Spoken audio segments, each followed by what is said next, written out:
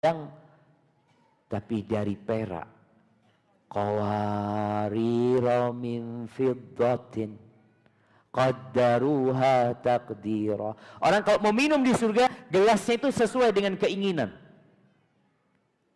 Kalau kita minum dikasih air banyak, aduh kebanyakan gitu kan.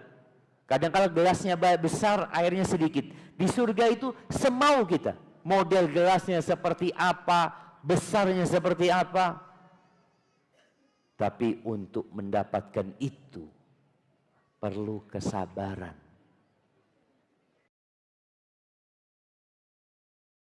Surga masuk surga. Itu disambut sama malaikat-malaikat. Ketika mereka masuk surga, apa kata malaikat?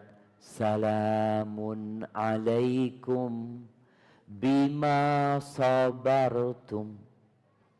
Keselamatan buat kalian karena kesabaran kalian. Tadi kita mendengar beberapa ayat yang dibacakan dari surat Al-Baqarah. Ayat 153. Iya. Apa kata Allah? Ya ayyuhalladzina amanu. Wahai orang-orang yang beriman. Siapa yang dipanggil? Yang beriman. Yang enggak beriman, silahkan sibuk dengan handphonenya. Enggak apa-apa. Iya, karena panggilan ini khusus yang beriman. Apa kata Allah? Ista'inu. Subhanallah. Kadangkala kita menghadapi musibah yang terlalu panjang, kita menunggu solusi. Bertahun-tahun kita mendapatkan petaka. Sebagian ibu-ibu mendapatkan suami yang kehadirannya di rumah menjadikan langit itu gelap. Kalau suami datang, na'udzubillah, datang lagi nih orang. Padahal suaminya, karena dia merasa nggak nyaman dengan dia. Kadang-kala ada yang diuji dengan anak-anaknya. Anak-anak nggak sholat, Ustaz. Ada anaknya yang sudah keluar rumah dan tidak pernah balik. Ada anaknya yang durhaka. Ada yang diuji sama mertuanya. Ada. Ada yang diuji sama mertua yang jahat? Ada. Ada yang diuji sama menantu yang kurang ajar? Ada? Banyak kayaknya. Enggak, insya Allah enggak banyak. Baik, itu ujian dari Allah Azza wa Jalla. Ketika engkau merasa panjang sekali penantian solusi dari Allah, ingat dengan firman Allah ini. Ya ayyuhalladzina amanu sta'inu bis sabri wassalah. Kuatkan sabarnya, tabahkan hatinya, hamparkan sejadahnya, lalu panggil Allah yang menciptakan kita. Allahu Akbar. Selesai semua. Innallaha ma'as sabirin. Allah itu bersama orang-orang yang sabar. Tapi sabar itu berat, Ustaz. Iya. Pahit. Ketir. Sebagian kita itu takut dengan masa depan. Nanti gimana? Nanti gimana? Nanti gimana? Siapa yang takut suaminya kawin lagi? Angkat tangan. Nggak ada. Aman, Ustaz. Ada kekhawatiran gimana nantinya dengan yang terjadi. Serahkan sama Allah Azza wa Jalla. Siapa yang tahu dengan hari esok? Nggak ada yang tahu kecuali Allah Azza wa Jalla. Maka tatkala seorang hamba takut, khawatir, lalu dia mengangkat tangannya memanggil Allah, Allah, Allah Rabbi la usyriku bihi syai'a. Allah, Allah Rabbku. Allah itu Tuhanku. Allah itu yang menciptakan aku. Allah itu yang mengatur alam semesta ini. Allah yang maha pengasih dan maha penyayang. Rabbi. Dia Rabbku. La usyriku bihi syai'an. Aku tidak menyekutukan Allah dengan sesuatu apapun. Ketika datang pikiran-pikiran yang gak nyaman, gundah gulana, galau, panggil nama Allah. Allah, Allah, Rabbi, la usyriku bihi syai'an. Itu doa yang diajarkan Nabi alaihi salatu wassalam. Yang dengan seperti itu insya Allah masalah-masalah yang dihadapi akan Allah selesaikan. Barakallahu fikum. Kita acaranya apa? Nah, ana sebenarnya capek mendengarkan curhatan emak-emak. Hampir nggak ada yang enak ya. Ini satu kresek. Oh, hadiahnya ini. Nah,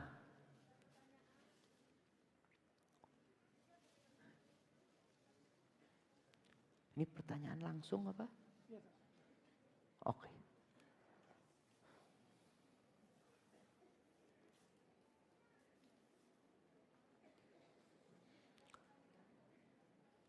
Nah, apakah termasuk tidak memuliakan ilmu ketika kita sedang di kamar kecil dengan keperluan hajat yang lumayan lama? Jangan lama-lama di kamar mandi. Dengan tidak sengaja menyimak muhadarah dari HP atau pengeras suara yang kita dengar jelas dari kamar mandi, yang kita dengar dari kamar mandi.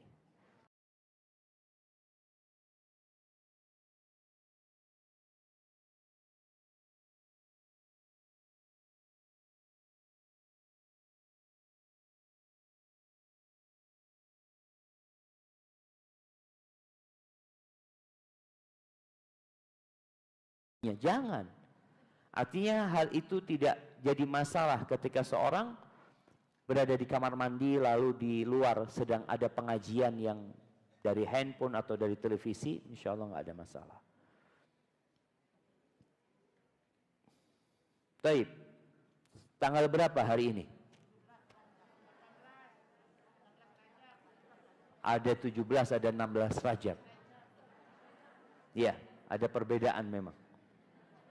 Taib, yang bilang 17 kasih hadiahnya. Yang mana? Yang sebelah sini tadi. Ya, yang sebelah sini kasih hadiahnya juga barusan. Barakallahu fikum. Taib, ada sebuah doa yang sering kita dengar. Allahumma barik lana fi Rajab wa Sya'ban wa ballighna Ramadan. Boleh nggak kita baca doa ini? Boleh. Cuma apabila kita menisbatkan doa ini kepada Rasulullah sallallahu alaihi wasallam, nggak boleh. Karena hadisnya tidak sahih.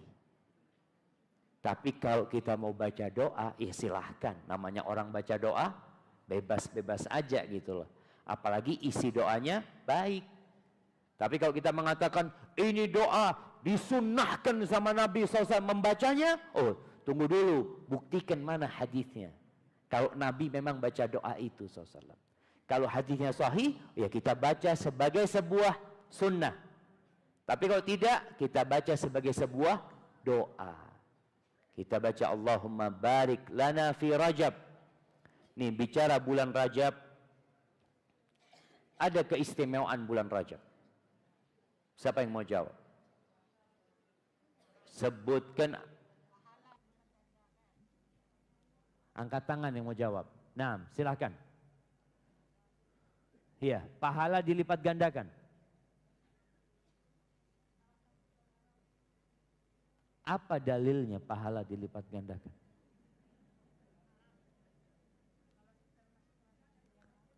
Iya. Yang mengatakan pahala dilipat gandakan mungkin nanti dicari dalilnya. Iya. Bulan Rajab ini ada banyak hadis yang berkaitan dengan keutamaan bulan Rajab. Enggak ada yang sahih. Ustadz emangnya ahli hadis? Enggak. Ibnu Rajab, Ibnu Hajar Al-Asqalani mengarang kitab dengan judul Tabyinul Ajab. Oh bukan itu. Bima fi Rajab minal Ajab. Seperti itu judulnya. Beliau menyebutkan bahwasanya dalam kitabnya tidak ada satupun hadis yang sahih yang berkaitan dengan keutamaan bulan Rajab secara khusus, tentang puasa khusus, tentang sholat khusus. Ini sudah ditulis oleh ulama Syafi'i ya, pada abad ke-9. Dijelaskan. Tapi bulan Rajab ini bulan haram. Tadi kita dengar.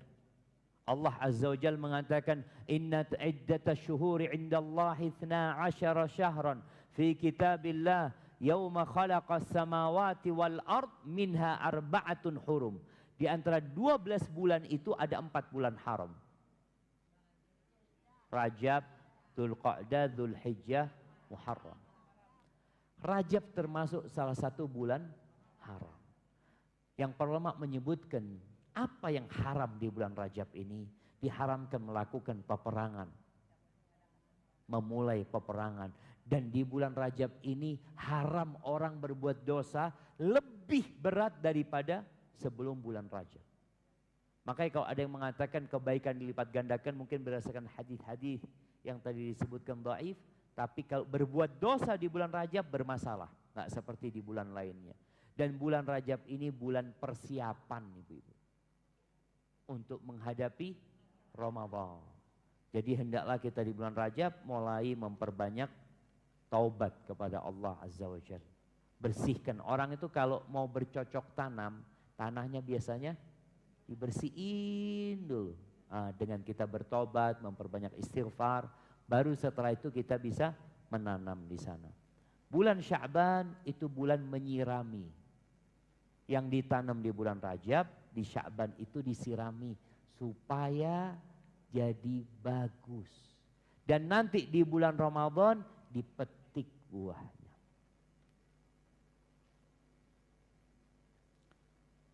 Ana seorang penuntut ilmu, Ustaz. Mohon nasihatnya agar kami sebagai muslimah dapat bersabar dalam pahitnya menuntut ilmu. Iya. Menuntut ilmu ini pahit.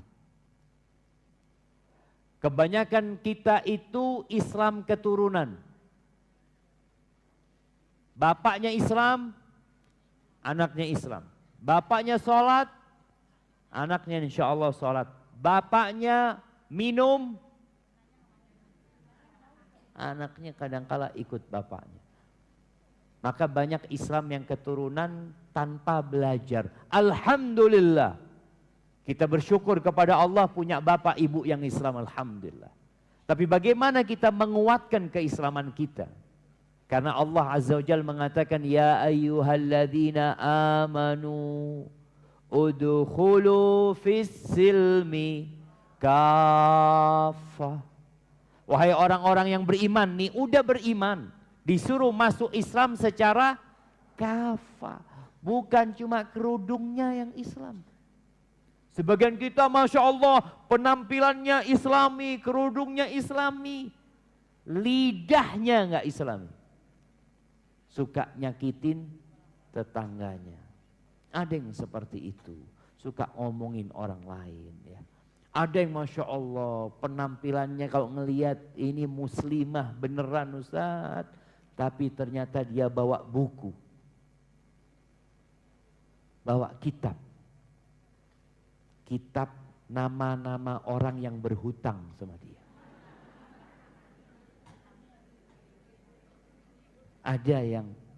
Ada tukang kredit riba di sini. Di masjid ini nggak ada tapi. Astagfirullahaladzim.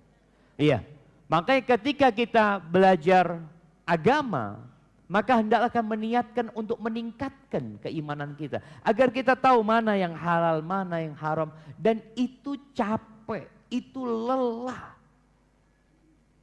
Mungkin kalau sekedar belajar di tempat ini 1 jam, 2 jam, nggak terlalu capek. Tapi yang masuk pesantren, yang belajar di pesantren. Anda masih ingat ketika masuk pesantren, kita kadang-kala ngantri makan. Bawa piring lama, sampai ke depan lauknya sudah habis. Astagfirullahaladzim. Ya perlu sabar. Bagaimana supaya kita bersabar? Lihatlah kepada hasil akhir. Mau dikasih apa sih? Aku kalau nuntut ilmu itu dapat apa? Ini yang akan mendorong orang untuk bersabar. Seperti kita lihat orang-orang yang merantau ke Jakarta. Kenapa dia sabar? Kadang-kala tinggal di tempat kos-kosan yang jelek. Sabar dia. Karena dia melihat kepada hasilnya. Dan kalau kita bicara ilmu. Yarfa'illahu alladhina amanu minkum. Walladhina utul ilma darajat. Orang beriman tuh diangkat derajatnya. Dari orang-orang kafir. Dan yang dikasih ilmu. Diangkat derajatnya lebih tinggi daripada yang beriman saja. Maka berusaha untuk menjadi penuntut ilmu. Lebih utama mana? Seorang yang rajin berzikir, rajin sholat malam, rajin puasa sunnah dengan seorang penuntut ilmu? Penuntut ilmu jemaah. Fadlul alim alal abid. Nih, keutamaan orang yang berilmu dibandingkan orang yang ahli ibadah. Kafadlil qamari Lailatul Badri ala sairil kawakib. Seperti kemuliaan bulan purnama di malam purnama dibandingkan dengan bintang-bintang yang ada. Maka semoga bisa bersabar menuntut ilmu. Ustadz, kalau masih hidup tidak mau memaafkan. Tiba-tiba sudah wafat. Gimana solusinya? Faham jemaah? Ustadz, kalau masih hidup tidak mau memaafkan, tiba-tiba sudah wafat. Kok tiba-tiba sudah wafat? Ya tiba-tiba wafat gitu kan. Artinya orang ini, kita punya salah sama orang. Orang itu belum memaafkan kita. Tahu-tahu dia meninggal dunia. Ya sudah, akan dibawa mati. Terus yang hidup, apa yang bisa kita lakukan? Ahibati fillah. Kadang-kala minta maaf sama ahli waris. Yang disakiti siapa? Yang mati, bukan ahli warisnya. Kalau urusan harta, oke, kita kembalikan kepada ahli warisnya. Tapi kalau urusan dia sakit hati sama kita, ya kita akan ketemu dia kelak di padang mahsyar.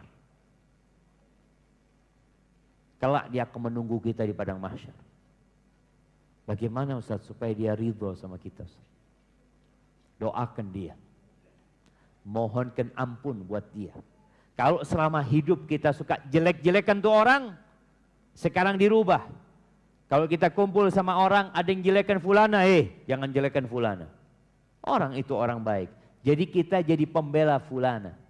Dengan harapan tatkala nanti di padang mahsyar, kita sudah punya bekal agar fulan ridho sama kita nanti di padang mahsyar tersebut. Itu yang bisa kita lakukan dalam kehidupan ini. Dan ahibati fillah, siapa yang tidak pernah berbuat salah, jangan sok suci. Kadangkala ada orang punya salah sama kita, kita katakan tiada maaf bagimu. Nggak ada sudah. Tiap hari kita berbuat salah sama Allah. Kadangkala kita sholat pun nggak khusyuk. Selesai sholat kita astaghfirullah, astaghfirullah, astaghfirullah. Nanti habis sholat zuhur astaghfirullah, astaghfirullah, astaghfirullah. Apakah Allah menutup pintu maaf? Enggak. Sampai nyawa di tenggorokan. Selama matahari belum terbit dari arah barat, maka pintu tobat itu terbuka. Kita kalau ingin dimaafkan sama Allah, tolong maafkan orang lain. Iya Ustaz, ana maafkan orang lain yang nyakitin ana, tapi ana nggak bisa kayak dulu lagi sama dia Ustaz. Nggak apa-apa. Kadang-kala kita dikecewakan sama kawan kita, ya udah maafkan dia. Tapi kalau untuk jadi sahabat lagi mungkin enggak. Tapi kalau berjumpa, ya assalamualaikum, ahlan wa sahlan. Artinya jangan sampai memutuskan hubungan ukhuwah Islamiyah, apalagi silaturahim. Karena kadang-kala orang namanya dikecewakan ya, dia malas lagi bergaul dengan orang itu. Bagaimana cara berbuat baik kepada ayah kita yang sudah lama meninggalkan kita? Artinya meninggal dunia. Atau berpisah ya. Nah, di Bukit Tinggi ini nggak ada air. Banyak. Anak kok nggak punya air ya. Jadi anak dari tadi ngomong jamaah. Masya Allah. Khairan insya Allah jamaah. Lama nggak turun hujan kayaknya di Bukit Tinggi ini. Taib. Sambil nunggu air datang. Bagaimana berbuat baik kepada orang tua atau ayah yang meninggalkan kita? Nah jamaah. Sama orang tuanya. Ada mantan bapak. Mantan istri banyak. Mantan suami ada. Tapi kalau mantan bapak, ini loh mantan bapak saya. Nggak ada. Mantan ibu nggak ada. Maka bagaimana seorang anak ketika tahu bapaknya zalim. Anak punya bapak zalim Ustaz. Anak punya ayah ini meninggalkan anak sama ibu anak ketika anak masih kelas 2 SD Ustaz. Nggak pernah ngasih nafkah. Nggak pernah telepon. Apakah anak masih tetap wajib berbakti sama orang tua anak? Wajib berbakti. Kenapa? Karena itu tetap bapak. Nggak ada cerita mantan bapak. Orang tua yang kafir pun anak tetap wajib berbakti sama orang tuanya. Ini Islam. Wa in jahadaka ala antu. Kayaknya ada kebutuhan. Enggak. Engkau sampaikan ke ayah, ayah. Alhamdulillah Allah udah kasih rezeki ayah. Aku cuma ingin mengucapin salam sama ayah dan aku ingin mengucapkan makasih ayah. Karena itu bapaknya. Keberadaan anak ini kan ada keberadaan bapaknya. Dan ketika anak ini menikah harus ada walinya. Bapaknya walinya. Tapi terkadang karena nih anak ikut sama ibu, maka ibunya memberikan vaksin. Vaksin kebencian. Vaksin permusuhan kepada anaknya. Ada vaksin pertama, ada vaksin kedua, terakhir dikasih booster nih. Anaknya supaya benci sama bapaknya. Jangan. Apa manfaatnya engkau menyebabkan anakmu durhaka sama bapaknya sendiri? Kalau engkau sakit hati sama bapaknya, engkau merasa dizalimi sama bapaknya, engkau merasa tuh bapaknya nggak pernah memberikan nafkah, engkau pinta hakmu kepada Allah Azza wa Jalla. Akan ada pengadilan nantinya. Tapi jangan rusak anakmu sendiri. Jangan.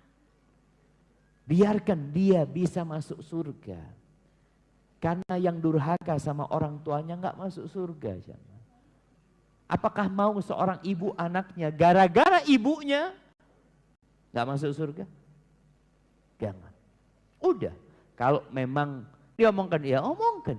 Wah bapak, ya udah takdir ya memang ya. Jodohnya ibu sama bapak cuma sampai di situ nak. Karena ada anak yang nggak mau nikah. Gara-gara ibunya. Ibunya ini sering menceritakan bagaimana kondisi dia dengan bapaknya. Akhirnya sang putri benci sama laki-laki. Seakan-akan semua laki-laki itu kayak bapaknya dia. Ada. Siapa yang menanamkan itu? Ibunya. Sampaikan kepada anaknya. Ya udah nak, takdir. Memang dalam kehidupan ini ya kita lihat ada rumah tangga yang sampai meninggal dunia, ada yang putus di tengah jalan.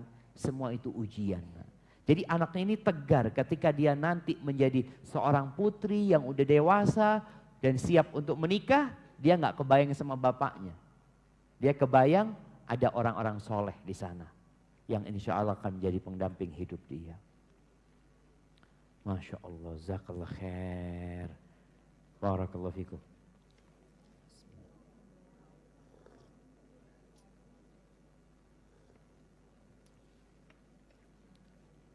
Enggak, yang menyebabkan airnya telat dimasak dulu ternyata jamaah. Jadi panas airnya gitu kan, Masya Allah, jazakallah khair. Baik, ini ada pertanyaan. Assalamualaikum Ustaz. Waalaikumsalam warahmatullahi wabarakatuh. Bagaimana cara menasehati anak laki-laki saya yang pacaran? Padahal saya sudah melarangnya tapi di belakang dia tetap melakukannya. Ya boleh jadi kadangkala masa lalu terulang. Artinya orang tua tahu dulu dia punya masa lalu. Sekarang dia melihat itu ada di anaknya. Apa yang harus dia lakukan? Yang pertama sabar menghadapi anak.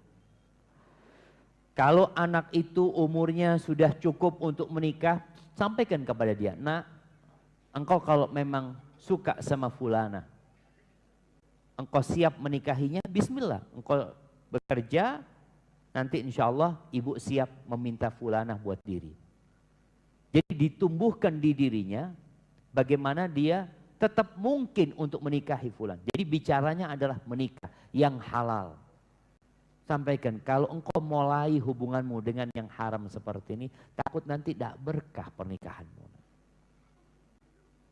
Karena takut nanti dia punya anak mengikuti orang-orang yang bakal menyesatkan dia.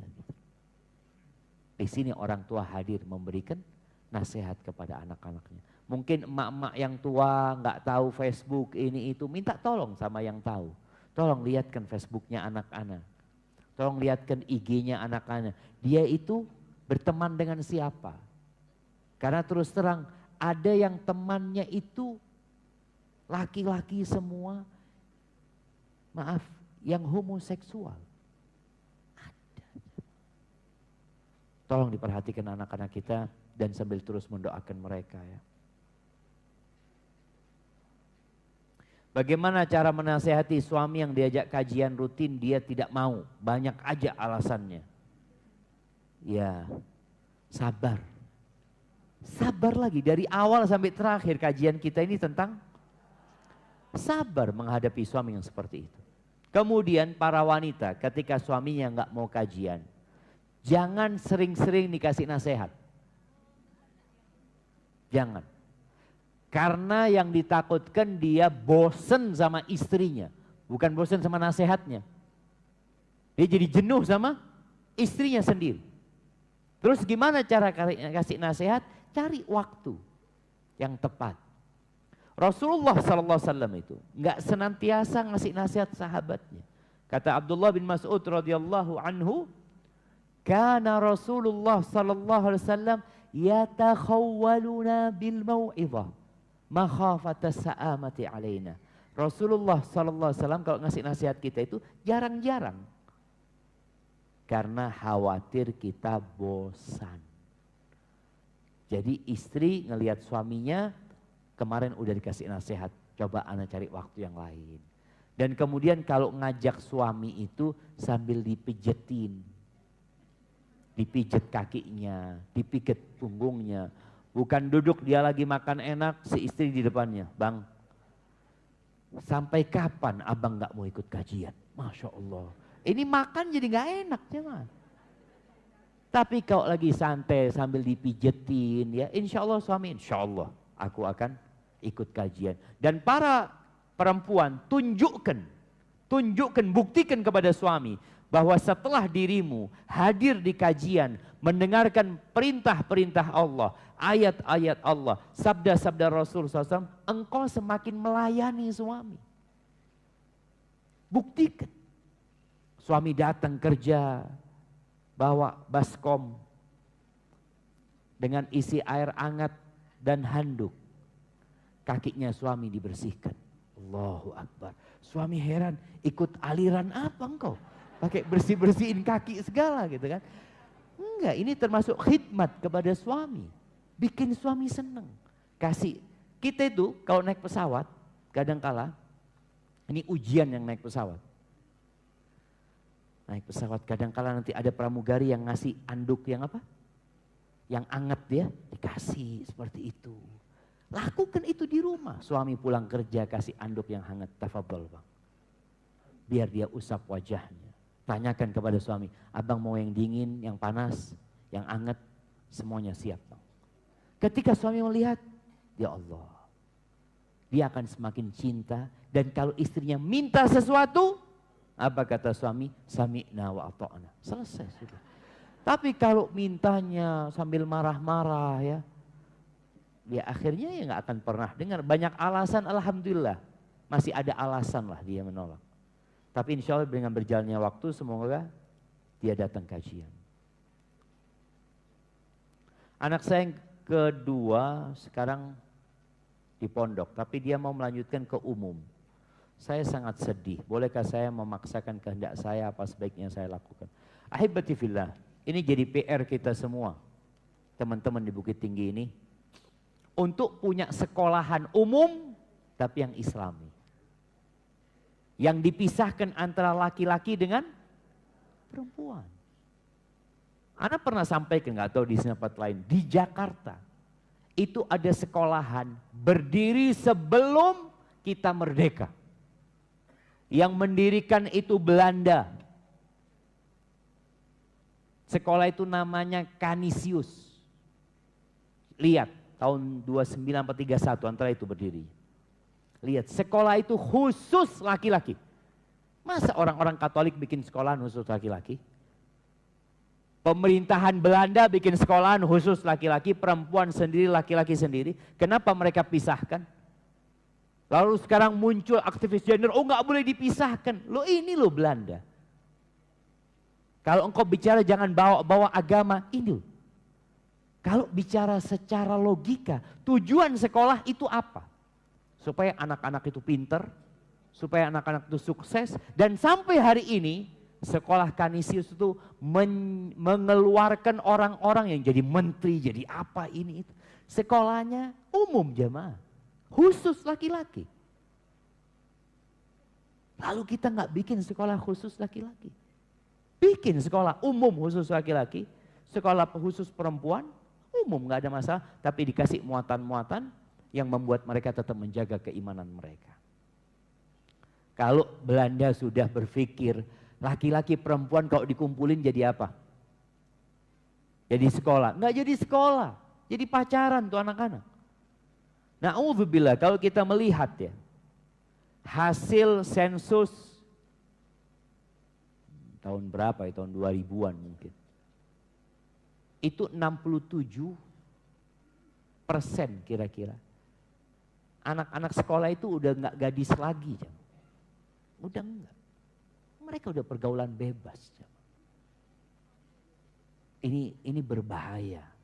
Makanya kalau sang ibu takut wajar. Tapi kita perlu cari solusi. Kalau dia mau sekolah umum, ya bagaimana kita buatkan sekolahnya. Dan bisa aja, bukan satu hal yang berat, sulit, nggak mungkin. Bisa, kalau Belanda aja sebelum kita merdeka sudah bikin mereka. Barakallahu fikum. Assalamualaikum Ustaz. Bagaimana cara khusyuk dalam sholat? Ya. Bicara sholat ini, itu pertanyaan yang pertama akan ditanyakan kepada kita di kuburan. Dan orang kalau sholatnya khusyuk, dia tidak akan merasakan beban dengan sholatnya. Orang kalau khusyuk sholatnya, mau baca Al-Baqarah, imamnya nikmat buat dia. Antum bisa melihat Utsman bin Affan radhiyallahu ta'ala anhu masuk ke Masjidil Haram, habis Isya sholat witir, 1 rakaat jamaah. Dimulai dengan membaca Alif Lam Mim, ditutup dengan membaca Minal Jinnati wan Nas. 30 juz karena khusyuk. Tapi kalau enggak khusyuk, imamnya panjang sedikit, antum bertanya-tanya, apa imamnya salah, lupa. Padahal antum yang sedang tidak khusyuk. Bagaimana supaya kita bisa khusyuk? Minta sama Allah. Minta. Qalban khasyian. Hati yang tunduk. Ya. Kemudian kondisikan diri kita. Kita ini sedang menghadap Allah. Kita sedang berbicara sama Allah Azza wa Jal. Yang dari awal sampai akhir kita menyebut nama Allah Azza wa Jal. Allahu Akbar, Allahu Akbar, Allahu Akbar. Sami Allahu liman hamidah, Allahu Akbar. Terus kita sebut nama Allah Azza wa Jal. Hadirkan bahwa engkau sedang beribadah, sedang memohon, sedang bermunajat kepada Allah Azza wa Jal. Ketika itu hadir,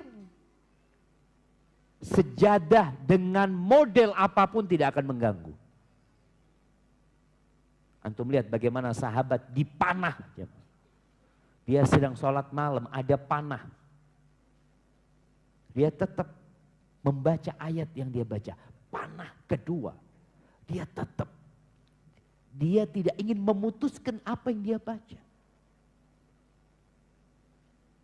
Lupa dengan kondisi yang ada.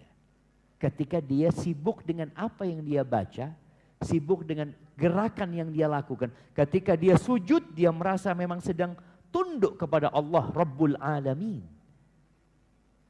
Dan ini diperlukan usaha untuk memahami bacaan sholat kita. Tolonglah ibu-ibu, emak-emak ini hafalan Qur'annya seperti umurnya. Hafalan Qur'annya seperti umurnya. Yang umur 60 tahun, ya 60 surat. Apa enggak bisa 1 tahun 1 surat? 1 tahun ya, Ma. 1 surat. Yang umur 37 tahun, paling enggak sudah selesai juz amma. Juz amma itu 37 surat. Selesai sudah. Setahun 1 surat enggak bisa? Bisa, tapi enggak mau. Enggak punya niat. Maka tolong niatkan. Dan usahakan ketika sudah hafal, dia fahami maknanya. Sehingga ketika pagi, umpamanya sholat subuh, dia baca amma yatasaalun sama wan nazi'at. Nanti sholat zuhur, dia baca abasa wa tawalla sama baca at-takwir umpamanya. Jadi dia bacaannya itu 17 rakaat. 17 rakaat. Yang baca surat berapa rakaat? Mana sih? Dari 17 rakaat yang baca surat berapa? 10. Nah, itu 10 surat yang berbeda-beda. Itu juga akan membantu khusyuk. Tapi sholat subuh, qul huwallahu ahad. Qul a'udzu birabbil falaq. Sholat zuhur, qul huwallahu ahad. Qul a'udzu birabbil falaq. Enggak apa-apa. Kalau bicara sah, enggak apa-apa, enggak dosa. Tapi kan kita bicara ingin khusyuk. Gimana supaya kita naik tingkat? Maka salah satunya difahami makna yang dia baca. Al-Fatihah. Oh, Anda udah tahu sama artinya. Haibati fillah. Ulama itu sudah tahu sama artinya Al-Fatihah, tapi baca tafsirnya, baca tafsirnya, baca tafsirnya. Baca secara berkala itu tafsirnya. Tiap bulan baca tafsir Al-Fatihah. Supaya kita, atau nanti kita sudah mulai nggak khusyuk, baca lagi.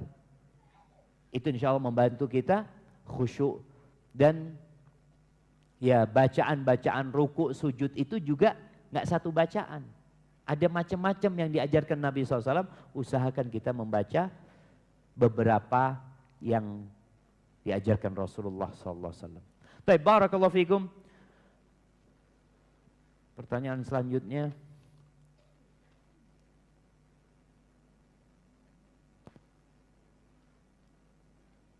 Ana mau nanya Ustaz. Seandainya istri yang suaminya tidak masuk surga. Dan dengan siapa istri yang masuk surga pasangannya Ustaz? Barakallahu fiik. Naam, ahibati fillah. Ada yang suaminya murtad. Artinya enggak mungkin masuk surga. Tapi ada yang suaminya ahli maksiat. Dia masuk neraka, mungkinkah masuk surga? Mungkin. Karena dosa yang tidak diampuni cuma satu, yaitu syirik. Selama dia tidak melakukan kesyirikan berarti ada kemungkinan masuk surga.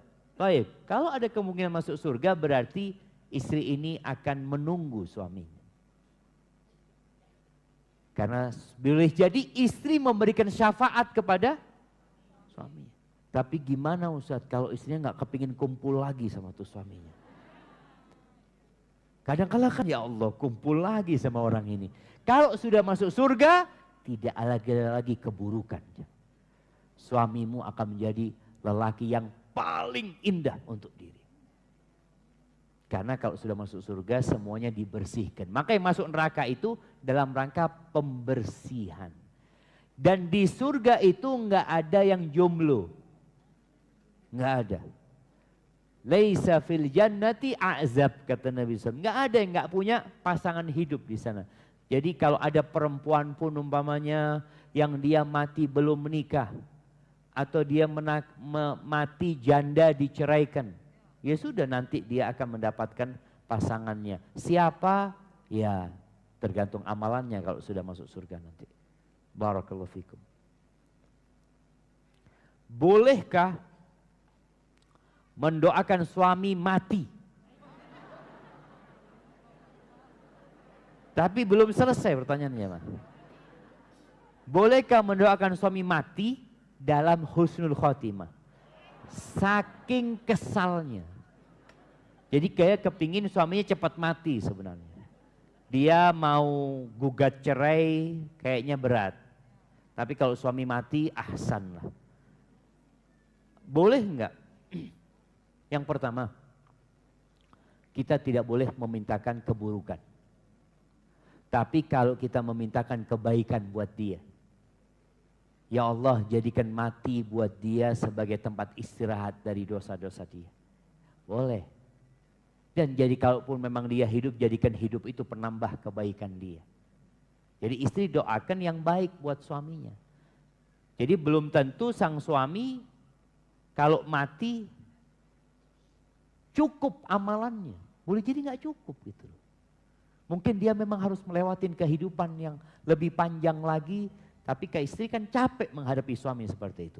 Maka doakan, ya Allah kalau kehidupan buat suamiku itu baik, hidupkan dia. Tapi kalau mati itu baik, matikan dia supaya dia istirahat dari perbuatan dosanya. Apakah menahan amarah jika marah dalam hati? Apakah menahan amarah jika marah dalam hati?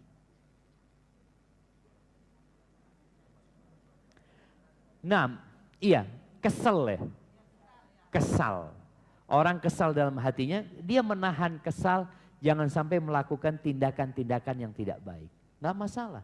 Makanya Rasul SAW mengatakan, idza ghadiba ahadukum falyaskut. Kalau seseorang di antara kalian marah, emosi, kesal tadi, diem.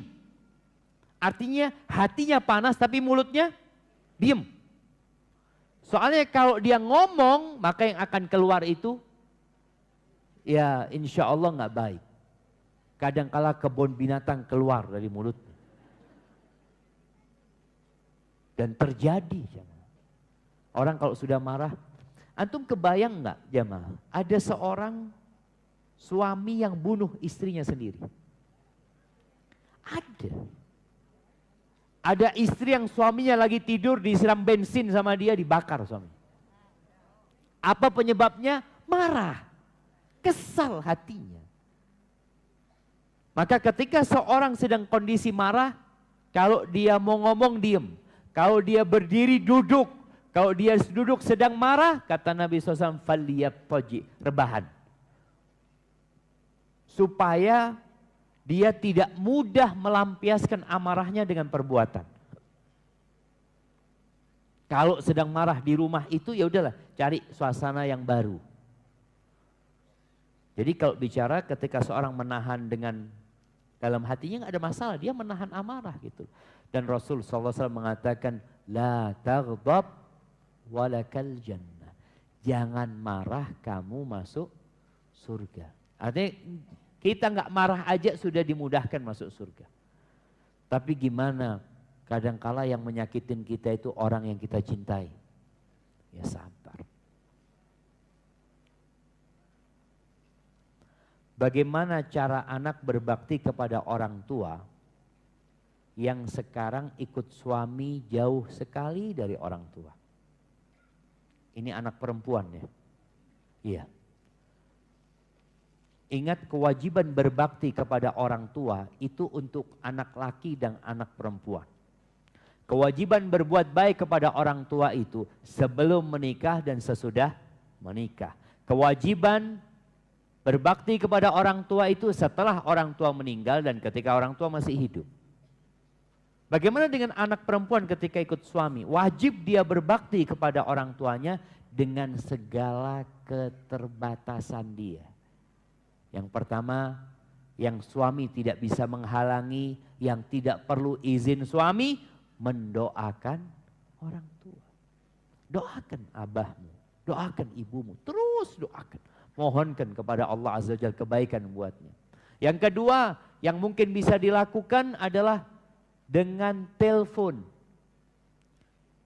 Apa nggak bisa telepon orang tuanya? Ya kadang-kala ada kondisi yang orang tua di kampung, Ustaz. Nggak ada handphone di sana, Ustaz. Emangnya ada daerah di Bukit Tinggi yang belum ada sinyal? Nggak ada. Semua sudah ada sinyal. Alhamdulillah. Artinya kan bisa telepon sudah sama orang tua. Yang ketiga, jangan menceritakan dukamu kepada orang tua. Kalau bicara telepon, jangan menceritakan duka, luka, susah kepada orang tua.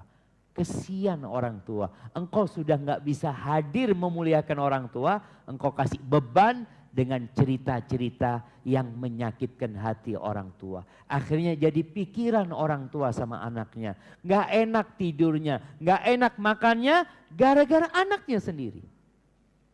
Katanya kau ingin berbakti. Terus gimana Ustadz kalau anak punya masalah, curhat sama siapa? Curhat sama Allah Azza wa Jalla.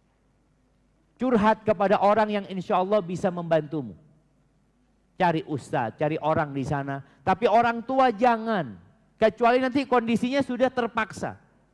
Artinya sang anak sudah berusaha, kayaknya abah ibu harus tahu. Enggak masalah.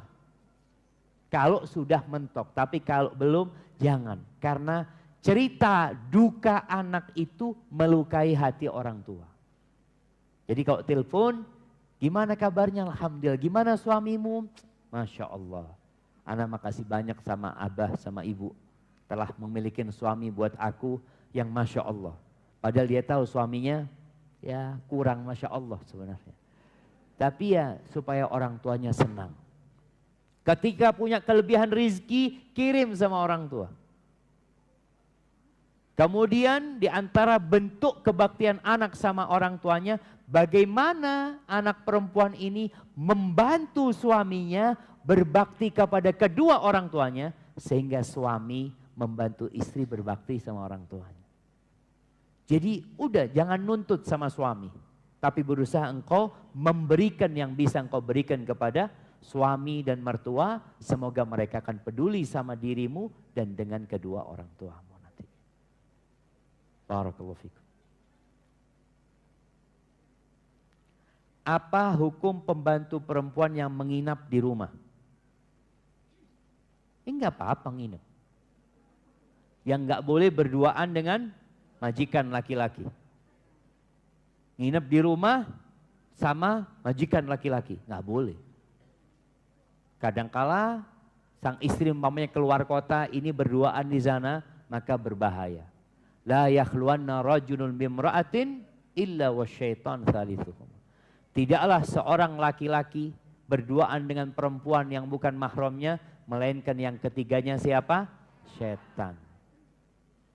Gimana Ustadz? Kondisi istri sakit di rumah sakit. Dia di opnam nggak boleh ditunggu. Sedangkan anak di rumah sama pembantu karena ada anak-anak. Apa solusinya? Nikah sama pembantu? Boleh nggak? Boleh. Kalau itu solusi. Kalau itu solusi. Kalau enggak ya harus cari keluarga mungkin yang bisa, nggak boleh berduaan. Karena nanti setan akan godain mereka. Jemaah.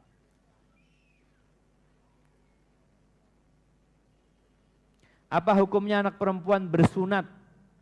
Karena umumnya sekarang medis tidak menerima khitan perempuan. Iya, pendapat yang mungkin lebih kuat, khitan buat perempuan itu dianjurkan. Ya. Kalau memang medis nggak ya nggak ada masalah insya Allah. Barakallahu fikum.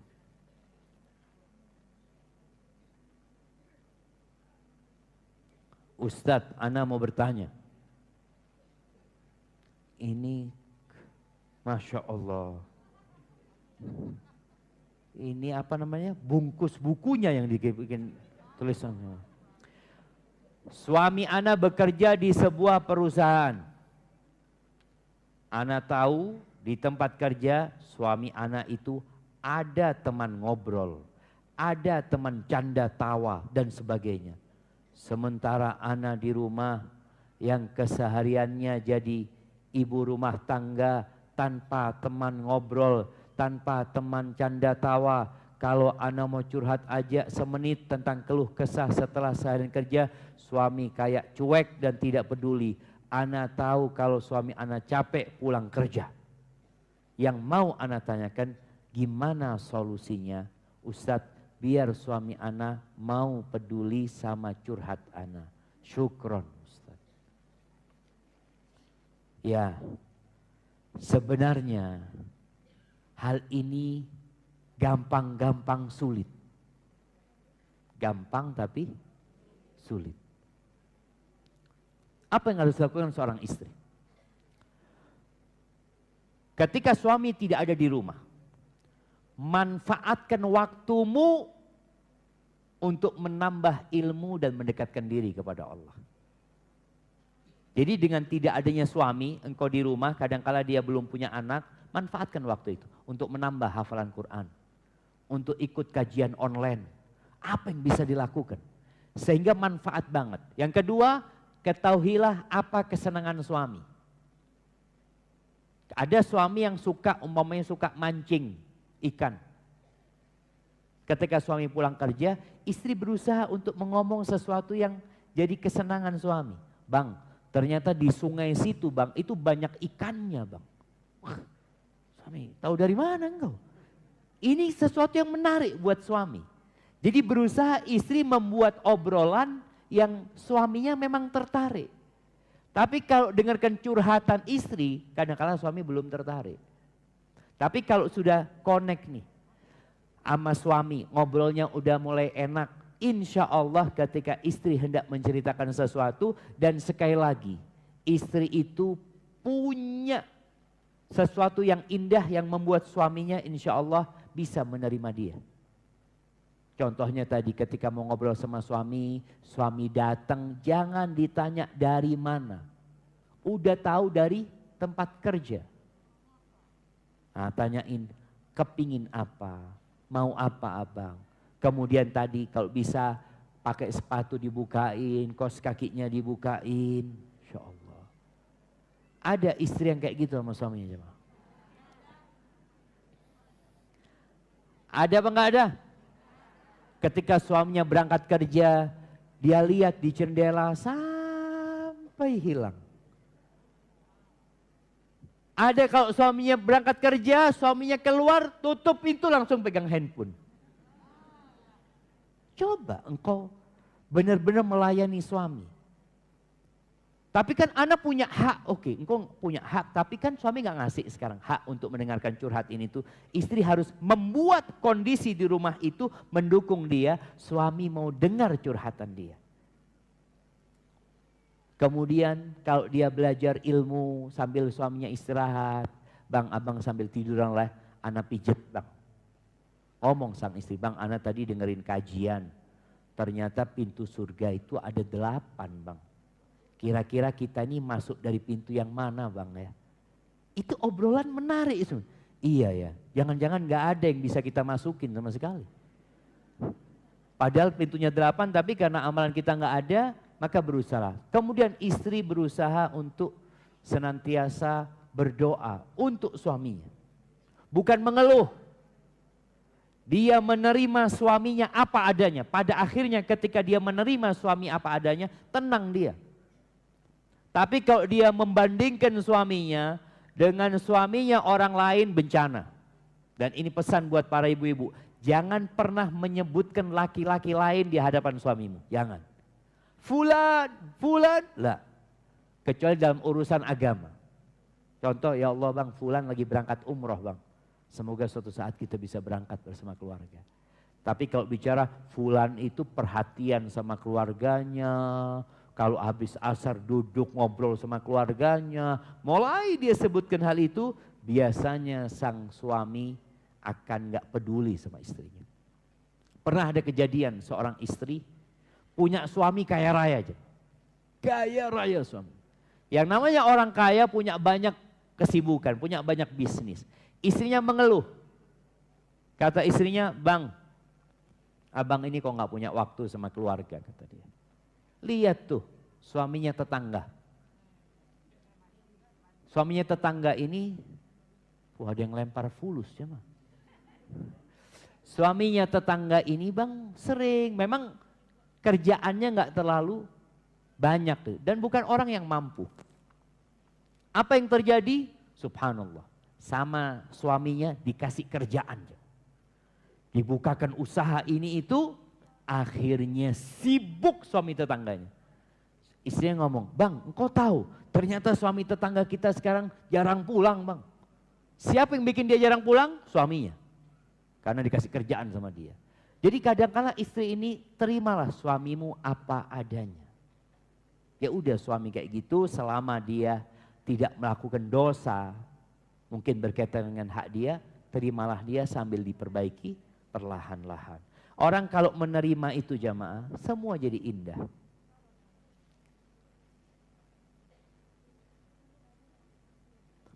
Nah, izin minum dulu. Bismillah.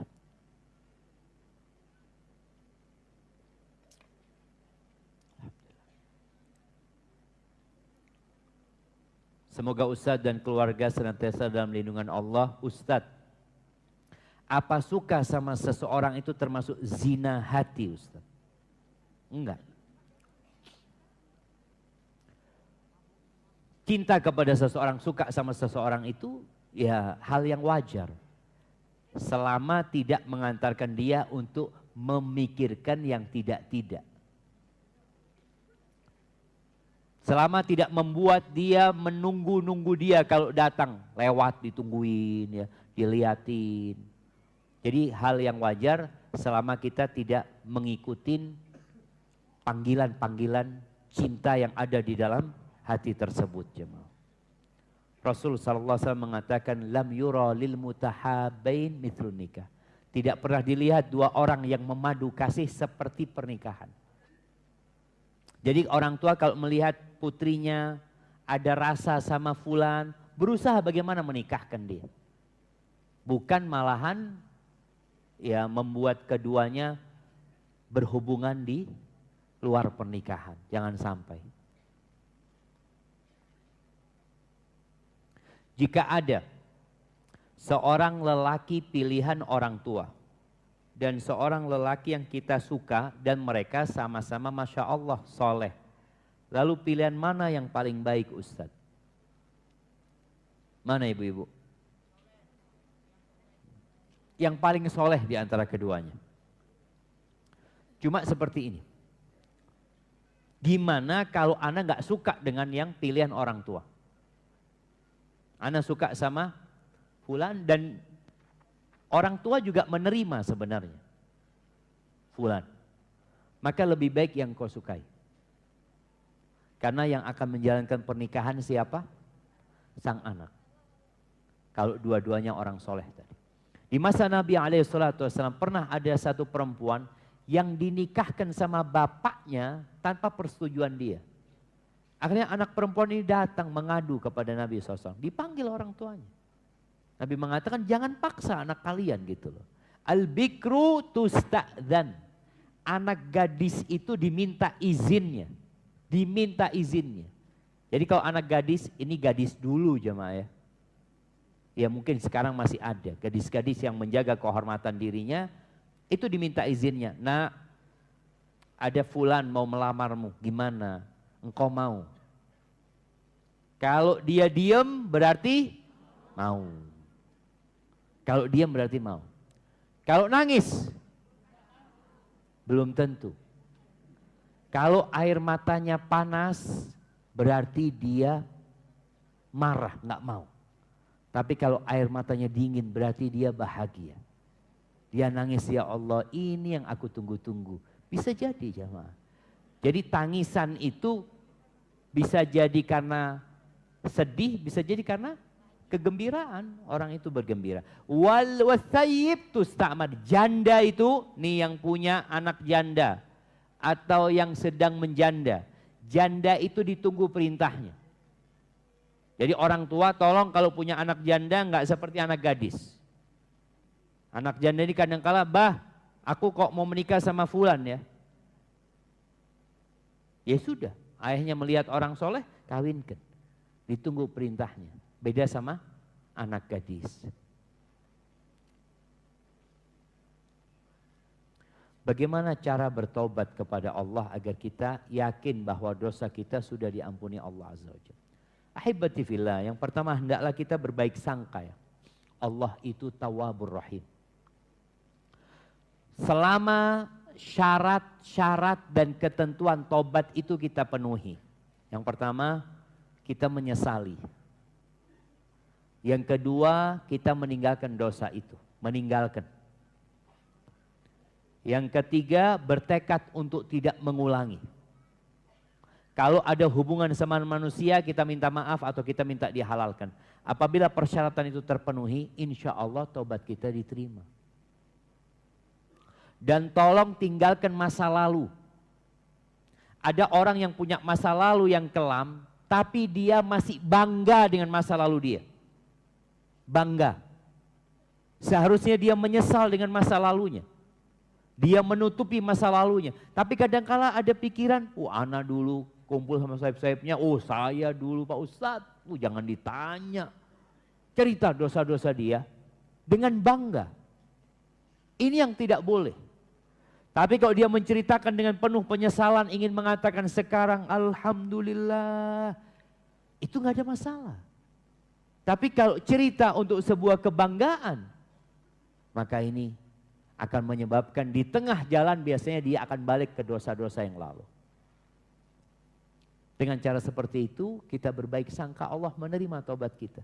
Tapi takut nggak diterima, ya udah perbanyak amal soleh. Takut nggak diterima, perbanyak terus memperbanyak amal kebajikan kita.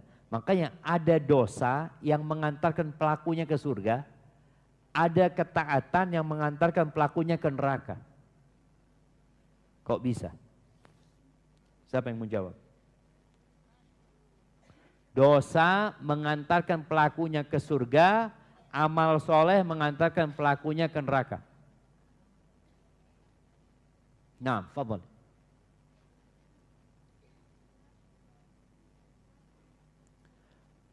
Mic, nggak ada mic di sana.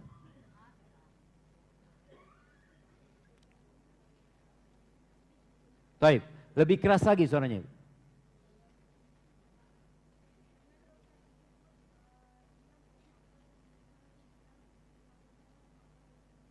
Ya. Yang berbuat amal soleh masuk neraka. Barakallahu fikum. Nah, kasih kenadinya. Siap. Iya, nggak dengar ibu-ibu. Orang ini berbuat dosa, kemudian dia takut dengan dosanya, akhirnya dia terus berbuat ketaatan. Dosa itu menghantui dia. Dia terus beristighfar mohon ampun sama Allah. Masya Allah. Bismillah. Bismillah. Nah. Bismillah. Alhamdulillah. Masya Allah. Iya. Jadi gara-gara dosanya dia takut sehingga dia terus memperbanyak amal soleh bertobat kepada Allah. Yang satu bangga dengan amal solehnya. Ujub dengan dirinya. Saya alhamdulillah Pak Ustadz sejak umur berapa nggak pernah meninggalkan sholat malam. Nggak pernah meninggalkan puasa sunnah. Saya haji sudah 7 kali. Umroh sudah 27 kali. Ini kebanggaan ini berbahaya. Maka tadi seorang ketika beribadah kepada Allah. Nah. Seorang ketika. Bismillah. Bismillah. Nah. Bismillah.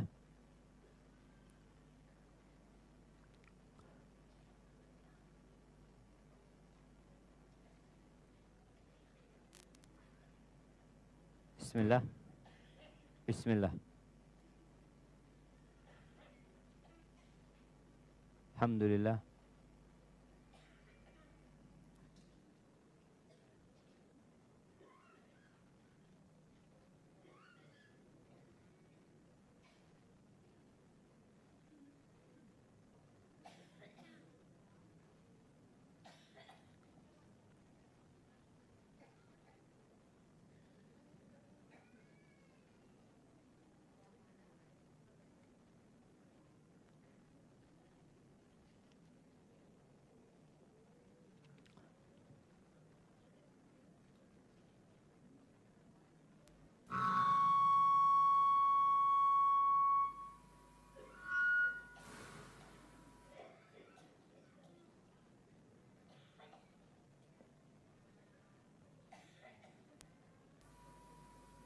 Bismillah. Alhamdulillah.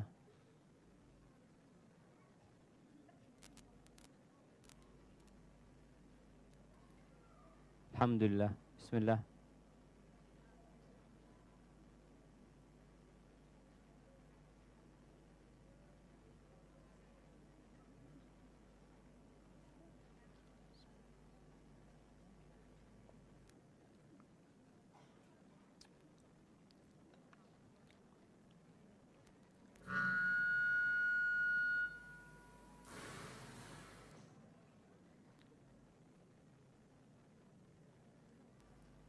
Alhamdulillah.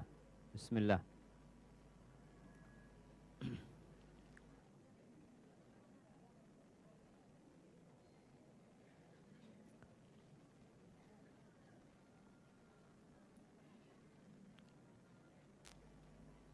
Bismillah. Alhamdulillah. Bismillah. Bismillah.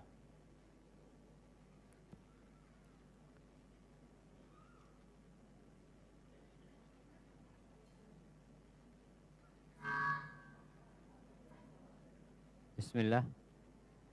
Alhamdulillah.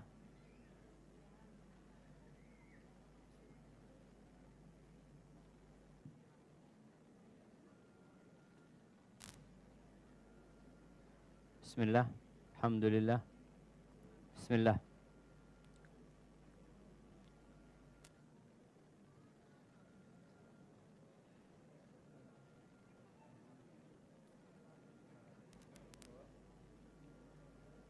Bismillah. Alhamdulillah.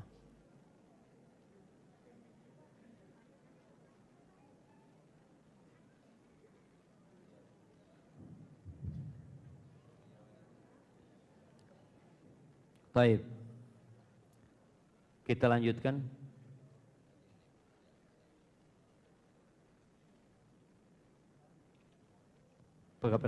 Pertanyaan selanjutnya ya. Ini ada pertanyaan. Afwan, Ustadz sebelumnya.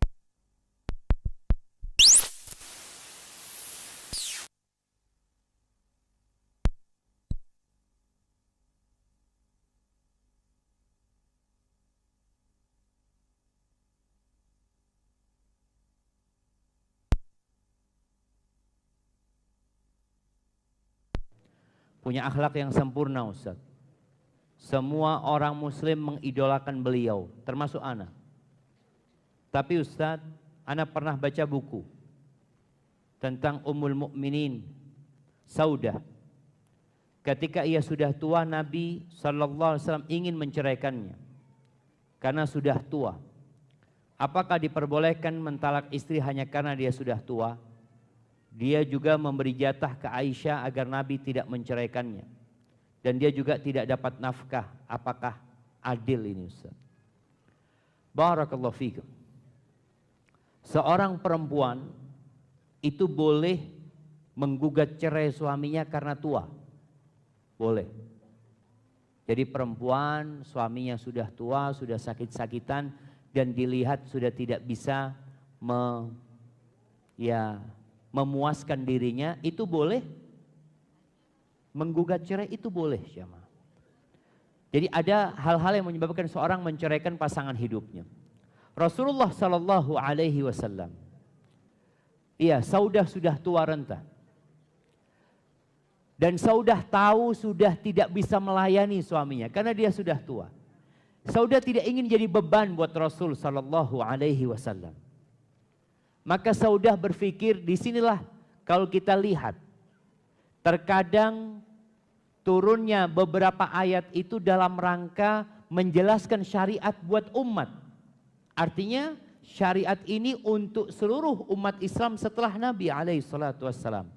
Bahwa diperbolehkan seorang istri untuk memberikan haknya kepada suami daripada dia diceraikan. Ketika suami punya istri 2, punya istri 3, tahu si istri yang sudah tua ini, suami kalau datang ke sana dia sudah tidak bisa melayani, dia mungkin sudah sakit-sakitan. Maka diperbolehkan dia memberikan haknya kepada istrinya yang lain. Atau menggugurkan haknya. Dia ngomong sama suami, bang udah bang, engkau gak perlu datang ke sini, yang penting aku tetap menjadi istrimu. Jadi ini dalam rangka menjelaskan tentang syariat yang akan dipakai untuk sampai akhir zaman nantinya. Dan Rasulullah SAW tidak menceraikan Saudah. Kalau bicara nafkah, Nabi tetap memberikan nafkah kepada Saudah. Nafkah untuk hidupnya. Buktinya Saudah tetap di rumah yang Nabi berikan kepada Saudah radhiyallahu taala anha. Bicara nafkah sandang, pangan, papan, tetap itu diberikan kepada Saudah. Karena Saudah ingin tetap menjadi istri Nabi alaihi salatu wassalam sampai di surga Allah azza wa jalla. Ahibati fillah. Ada satu hal, kejadian-kejadian yang terjadi di masa Nabi alaihi salatu wassalam jangan dibandingkan dengan yang terjadi di masa kita. Hukum yang ada di masa kita yang dibuat oleh manusia. Contohnya, Nabi alaihi salatu wassalam menikah dengan Aisyah. Umur berapa Aisyah radhiyallahu taala anha? 9. Nabi itu masuk, Nabi umurnya 9. Terjadi pernikahan umur 6 tahun. Akad nikah. Baru kumpul ketika umur 9 tahun. Sallallahu alaihi wasallam. Kalau kejadian ini kemudian kita bawa ke hukum yang ada di Indonesia, apa yang akan terjadi? Nggak bener ini. Karena di Indonesia sekarang perempuan menikah paling kecil berapa umurnya? 19 tahun. 19 tahun. Ini hukum yang dibuat oleh manusia yang bisa berubah-berubah. Makanya dulu sebelum kemerdekaan, Ana mau kasih hadiah di sini. Siapa yang menikah ketika umur 12 tahun? Nenek-nenek nih.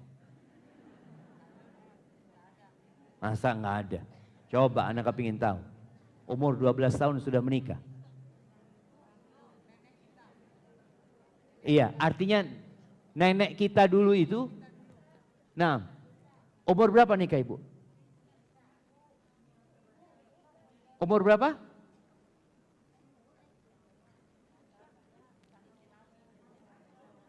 Bukan. Subhanallah, anak ketika di pesantren di Jember. Ketika di pesantren di Jember itu, ada satu orang tua sering datang ke Abah Ana. Abah Ana jualan susu waktu itu, beli sapi di desa. Ngomong sama Abah Ana. Abah, ingin kita besanan, kata dia. Anak kepingin anak punya anak, dapat anaknya Abah, kata dia. Terus maksa. Terakhir ditanya sama ibu anak, anaknya bapak ini umur berapa, kata dia. Yang mau dinikahkan sama anak saya. Oh besar sudah, udah besar, kata dia. Umur berapa? 9 tahun. Itu desa aja mah. Jadi orang-orang di kampung itu biasa gitu loh.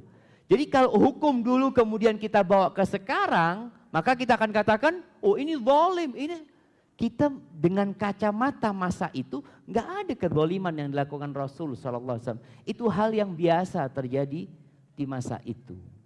Barakallahu fikum.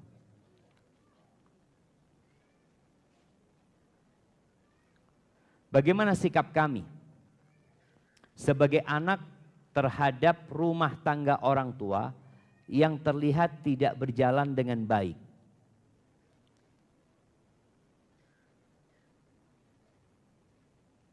Apa upaya islah yang dapat dilakukan oleh seorang anak untuk memperbaiki hubungan rumah tangga orang tuanya?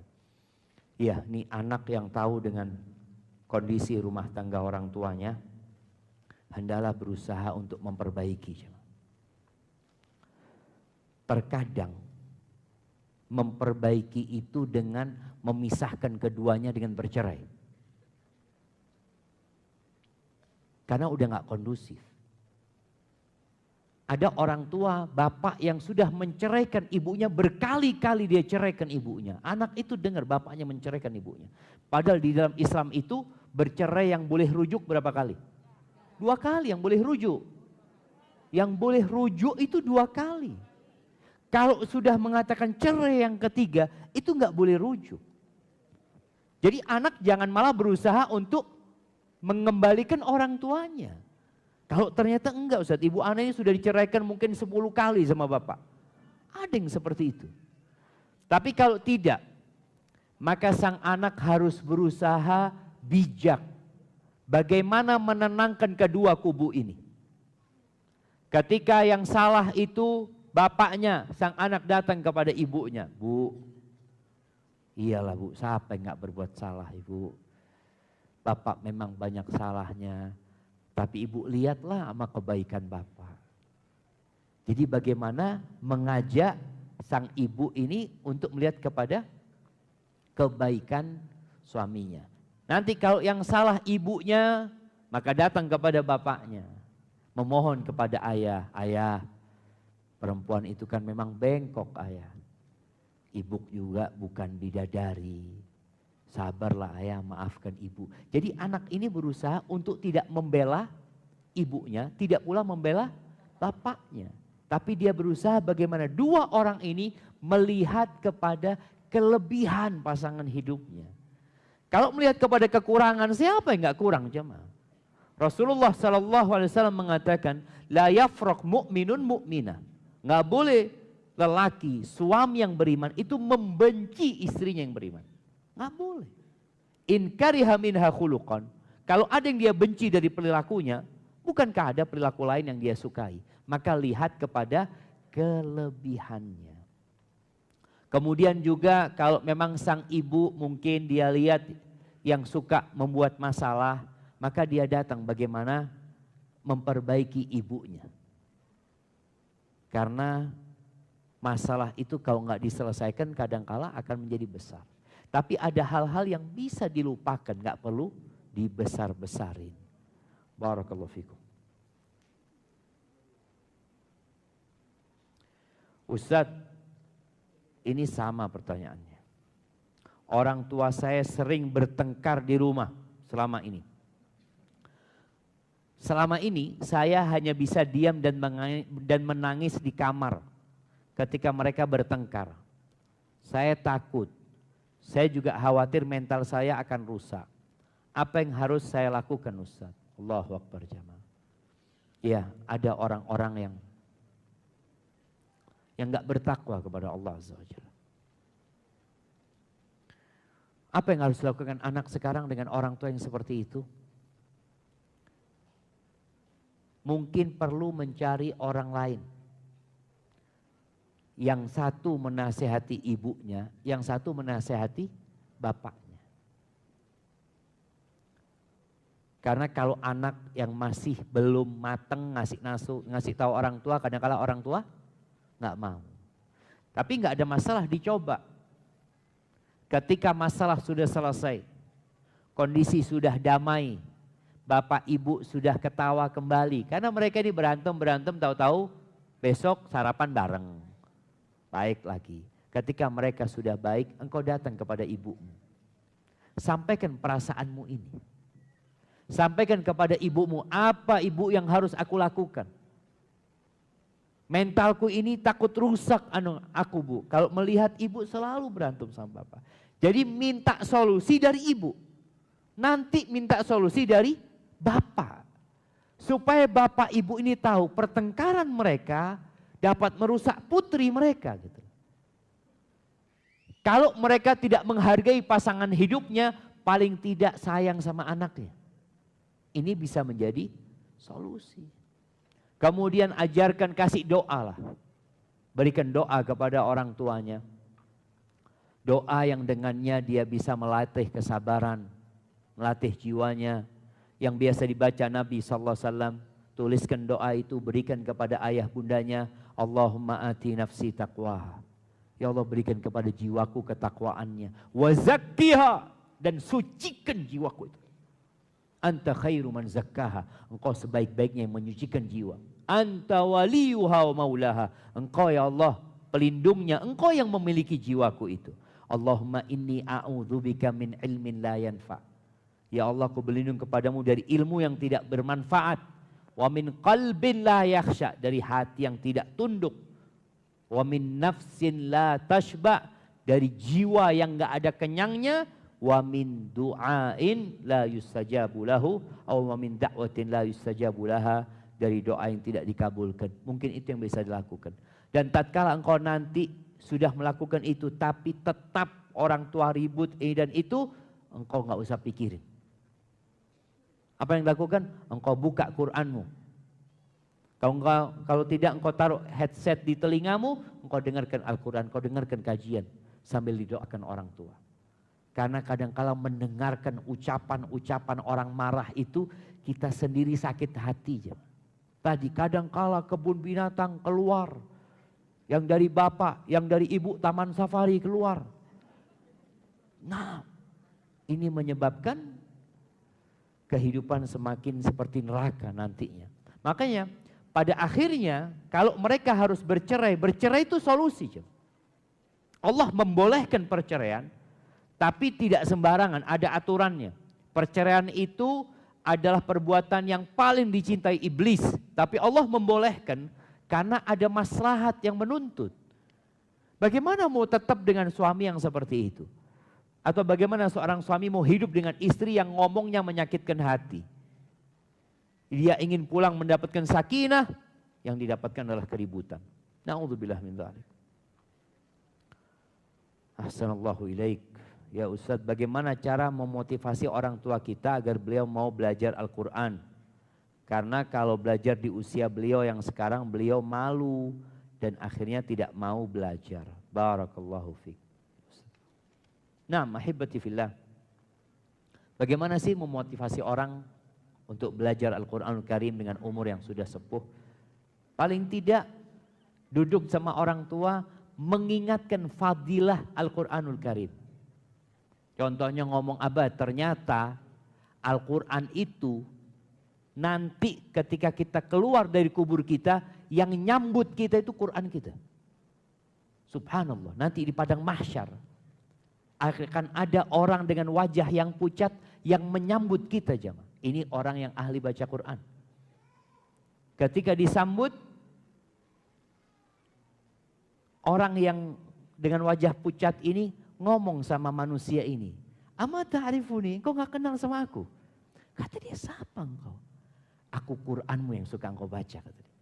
"Hari ini aku akan mendampingimu untuk melewatin semua sidang-sidang yang akan dilewatin. Bahkan untuk melewatin sirat dia akan mendampingi jemaah."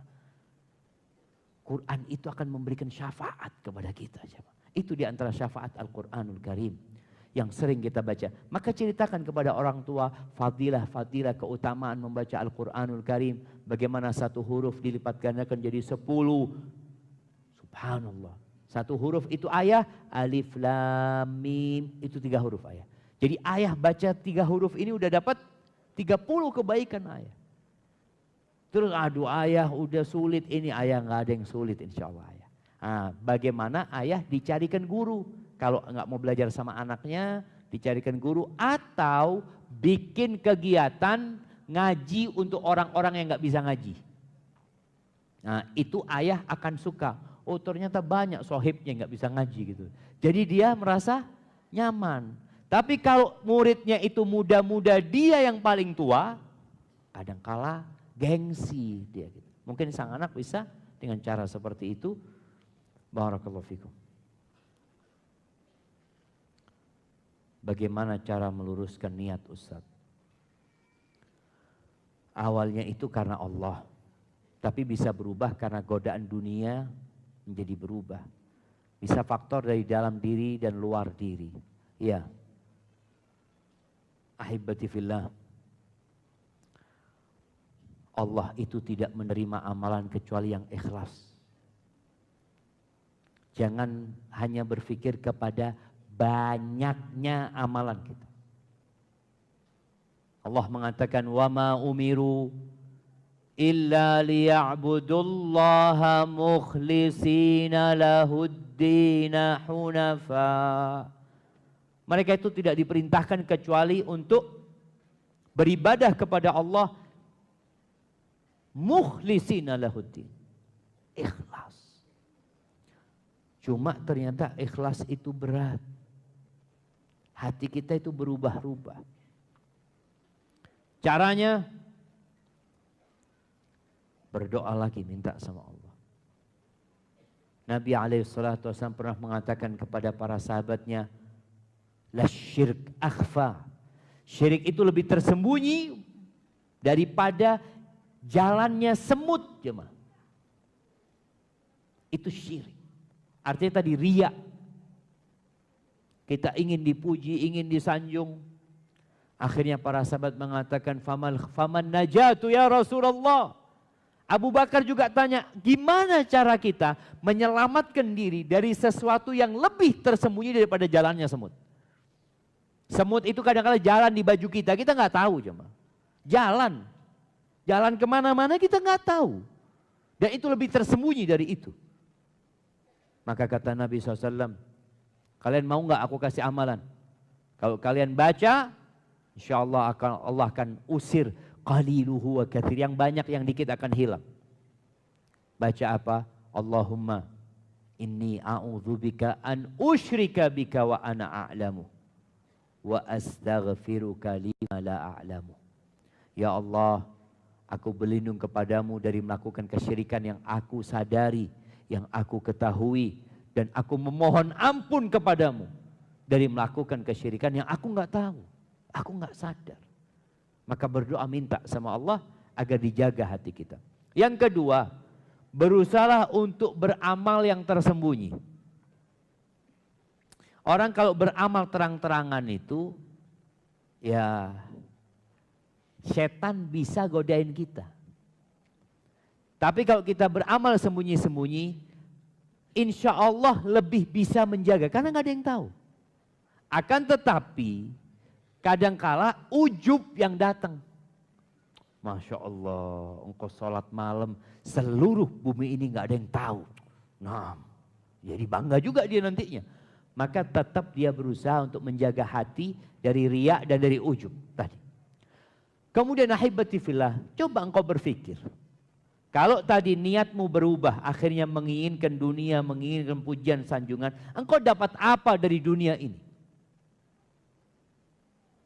Wallahi dunia ini tidak lebih dari satu sayap nyamuk. Yang sekarang 8 miliar manusia sibuk bersaing mengumpulkan dunia. La ta'dilu indallah janaha ba'udah. Enggak ada nilainya seperti satu sayap nyamuk aja, enggak. Itu yang diperebutkan manusia. Kalau engkau ingin pujian, ingin sanjungan, minta sanjungan dari Allah Azza wa Jalla. Fadhkuruni azkurkum. Kata Allah, ingatlah kepada aku akan ingat kepadamu. Allah itu yang punya langit dan bumi ini. Kalau Allah ingat kita, kalau Allah memuji kita, subhanallah jemaah, selesai semua urusan itu. Maka hendaklah kita menjaga hati kita untuk senantiasa berharap kepada Allah Azza wa Jalla. Afwan Ustaz, mohon nasihat bagi kami para akhwat, terutama para pemudi zaman sekarang yang tidak peduli dengan auratnya, disibukkan dengan HP, bahkan duduk di kafe, karena ditakutkan nanti ibu itu adalah sekolahan, al-umum madrasah. Enggak terwujudkan. Dan generasi zaman esok jauh lebih buruk dari zaman sekarang. Wallahi sahih. Ibu itu adalah madrasah. Kalau madrasahnya duduk di kafe, muridnya duduk di mana aja? Kalau emaknya duduk di kafe, muridnya ini duduk di mana kira-kira nantinya? Apa yang harus dilakukan? orang-orang kafir. Kita tahu terjadi peperangan antara muslimin dengan orang-orang salibiyin. Ketika perang salib yang ada di Palestina. Kemudian terjadi perang antara Israel dengan umat Islam yang ada di Jazirah Arab. Mereka itu tahu kelemahan umat Islam. Mereka pelajari. Kekuatan umat Islam itu bukan karena persenjataan mereka. Camkan ini. Kekuatan umat Islam itu bukan karena kecanggihan persenjataan mereka. Bukan karena jumlah mereka yang banyak, bukan. Kalau kita membaca sepanjang sejarah umat Islam hampir selalu jumlahnya lebih sedikit. Persenjataannya lebih sederhana. Kenapa Allah menangkan mereka? Allah yang menangkan mereka karena ketakwaan mereka. In tansurullah yansurkum. Kalau kalian menolong Allah, Allah akan menolong kalian. Orang-orang kafir ini memikirkan bagaimana supaya Allah tidak nolong umat Islam. Caranya gimana? Dosa. Makanya mereka sampai mengatakan ka'sun wa ghaniyah asyaddu min alfi midfa.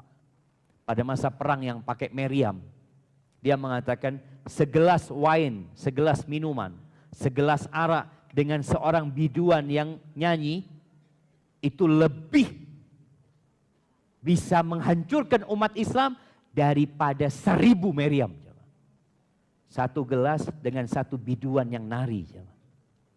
Itu sudah bisa menghancurkan umat Islam. Mereka tahu. Mereka juga mengatakan buka hijabnya umat Islam. Kalau ingin menghancurkan umat Islam, buka hijabnya, tutupkan dengannya Al-Quranul Karim. Selesai. Karena kita tahu tidak ada fitnah yang lebih dahsyat bagi kaum laki-laki daripada wanita. Maka nasihat ana buat para orang tua. Karena kalau bicara, ini pertanyaan ini menarik sebenarnya. Kalau bicara bagaimana perempuan-perempuan yang biasa duduk di kafe itu jadi benar gitu loh. Jadi sholat, menutup aurat, belajar. Tapi mereka hadir nggak di kajian kita hari ini? Anak jangan-jangan ceramah keras-keras. Mereka sedang duduk di kafe, nggak dengar gitu loh. Harapan kita bagaimana pesan ini sampai kepada mereka. Jadi ini tugas para orang tua. Tugas para akhwat yang punya kawan ini itu menyampaikan pesan ini. Bahwasanya tujuan manusia hidup itu satu. Apa? Mengabdi kepada Allah Azza wa Jalla. Semua yang kita lihat ini akan hancur sehancur-hancurnya. Perempuan secantik apapun, seelok apapun, kalau sudah dikubur, coba digali kuburannya setelah 3 hari. Lihat tuh, nih yang katanya ratu heboh, ratu cantik, ratu apa nih? Akan ada belatung di matanya. Di pipinya, bibirnya sudah hilang. Hakadzal hayat. Maka ingatkan dia dengan akhirat. Karena orang dengan beriman dengan hari akhir ini akan termotivasi untuk menjadi lebih baik. Dan semoga Allah memberikan hidayah kepada mereka. Barakallahu fikum. Saya mengalami sakit diguna-guna oleh seseorang. Saya sudah beberapa kali diruqyah. Tapi sampai sekarang saya masih sakit. Satu yang saya inginkan Ustaz. Bagaimana caranya agar saya bisa beribadah dengan khusyuk. Dan memaafkan pelakunya. Karena setiap saya sholat badan saya selalu panas dan mengantuk. Iya ahibati fillah. Semua penyakit itu ada obatnya. Ma anzalallahu da'an illa anzalahu syifa. Tidak ada penyakit yang Allah turunkan melainkan akan ada penyembuhnya. Di antaranya adalah dengan ruqyah. Apa yang harus dilakukan? Yang pertama berbaik sangka sama Allah Azza wa Jalla. Hendaklah berbaik sangka sama Allah. Bahwa musibah yang menimpa dia, penyakit yang sedang dia alami, itu adalah penghapusan dosa dan pengangkat derajat. Karena terkadang ada perasaan gak sabar. Mengeluh seakan-akan protes sama Allah Azza wa Jalla. Ada pikiran dalam hati, ya Allah aku kok dikasih penyakit kayak gini ya Allah. Padahal aku itu sholat, padahal aku itu puasa, aku itu baca Quran. Kenapa ya Allah? Ini kan protes. Dia lupa bahwa Allah itu Arhamur Rahimin. Allah itu lebih sayang sama kita daripada seluruh yang sayang sama kita. Maka tolong berbaik sangka sama Allah. Baca seperti yang dibaca Nabi Ayub. 18 tahun dikasih penyakit yang menjijikkan. Hartanya habis. Keluarganya pergi meninggal semuanya. Lalu ketika dia berdoa minta kesembuhan, apa kata Nabi Ayub? Siapa yang hafal doanya Nabi Ayub? Nah, angkat tangan yang hafal doanya Nabi Ayub. Nah, silahkan.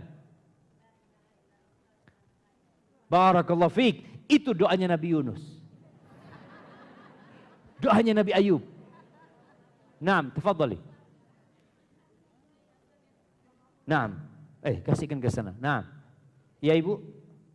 Anni massaniyad dur wa anta arhamur rahimin. Anni massaniyad dur wa ayyuba idh nada rabbahu anni massaniyad dur wa anta arhamur rahimin. Nabi Ayub itu panggil, ya Rabb, aku itu kena penyakit ya Allah, dan Engkau adalah yang maha pengasih di antara semua yang mengasihi. 18 tahun. Maka engkau mungkin yang baru berapa tahun ini, tolong berbaik sangka sama Allah bahwa engkau sedang dihapuskan dosanya dan semoga diangkat derajatnya. Tapi Ustadz, kita ingin sembuh. Pernah ada seorang perempuan yang ingin sembuh. Dia datang kepada Nabi SAW. Ya Rasulullah, inni usra wa utakasyaf. Ya Rasulullah, aku itu kadangkala kerasukan. Atau kena ayan. Dan biasanya tersingkap auratku. Kalau sudah datang tuh penyakitnya itu. Doakan semoga Allah menyembuhkan aku. Apa kata Nabi SAW? In syi'ti da'autullah laki an yashfiyaki. Kalau engkau mau, aku akan mintakan kepada Allah agar Allah menyembuhkan engkau. Tapi kalau engkau mau, engkau bersabar dan engkau dijamin masuk surga. Apa kata orang ini? Kalau gitu jangan ya Rasulullah. Biar aku bersabar. Kalau ada jaminan surga, aku akan bersabar. Tapi kata perempuan ini, aku minta satu lah ya Rasulullah. Supaya kalau datang penyakitnya itu tidak tersingkap auratku ya Rasulullah. Artinya dia hidup sampai mati bawa penyakit itu. Tapi dijamin surga. Maka boleh jadi penyakit yang menimpamu kan ini mengatakan saya sudah berobat, sudah ruqyah, ini itu. Seakan-akan cukup lama. Nih orang sampai mati penyakitnya. Tapi memang itu salah satu cara supaya dihapuskan dosa-dosa kita. Boleh jadi amalan kita nggak cukup untuk masuk surga. Allah kasih penyakit. Di awal tadi kita baca. Al-Baqarah 214. Apakah kalian mengira kalian bisa masuk surga? Sedangkan kalian belum ditimpa penyakit-penyakit ini. Atau bencana-bencana itu. Terus apa yang dilakukan? Dia terus ruqyah. Terus baca Quran. Terus berbaik sangka sama Allah Azza wa Jalla. Saat kok belum sembuh, berarti memang Allah ingin sesuatu yang lebih banyak kebaikannya buat dirimu. Karena Allah itu lebih sayang sama kita daripada kedua orang tua kita. Barakallahu fiik. Ini pertanyaan terakhir. Alhamdulillah jemaah.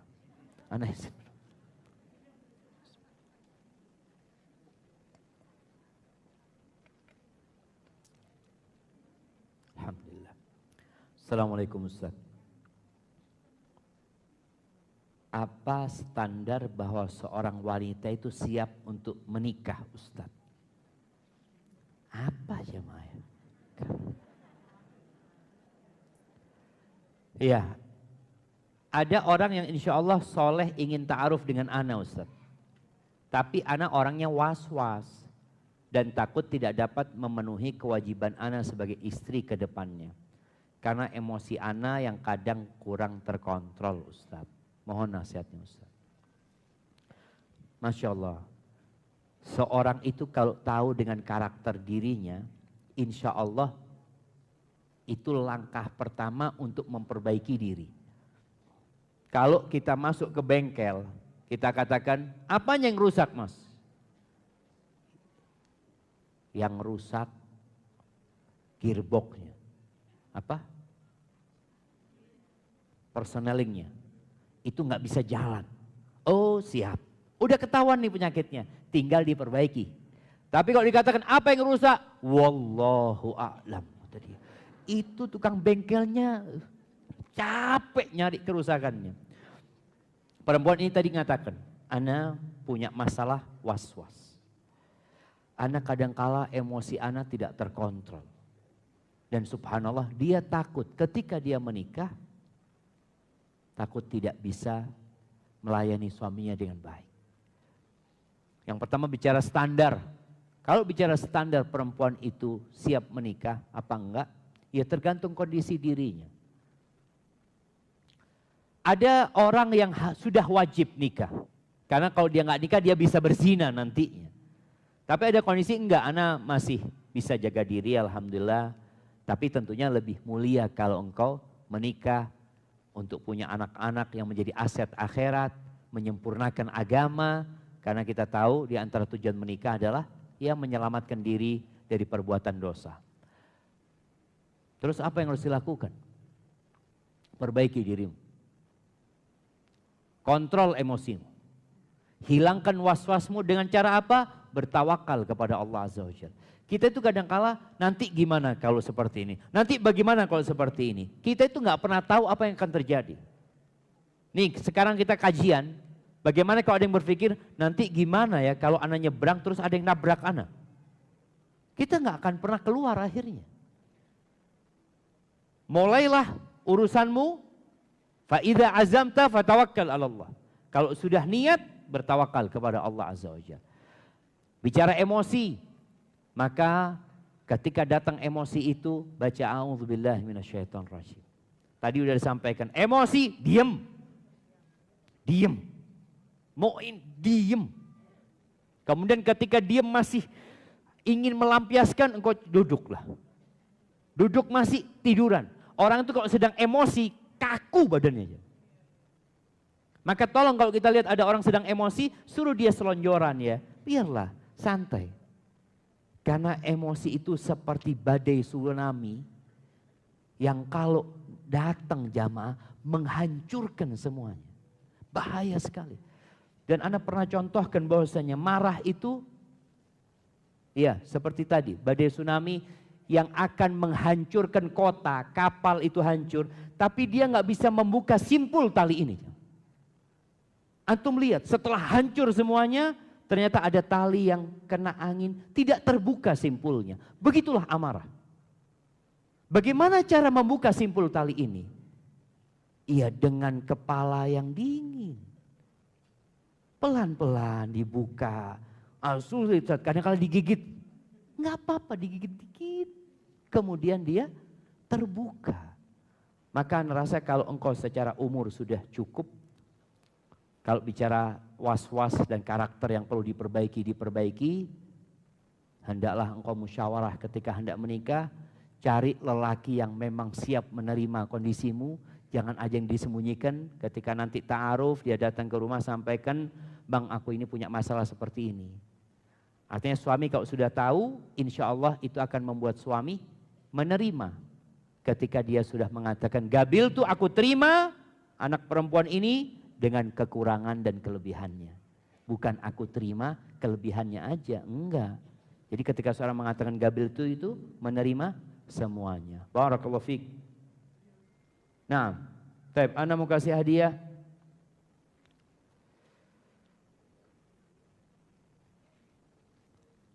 Pertanyaan yang pertama. Ada 3 harta yang paling mulia di muka bumi ini. Siapa yang tahu?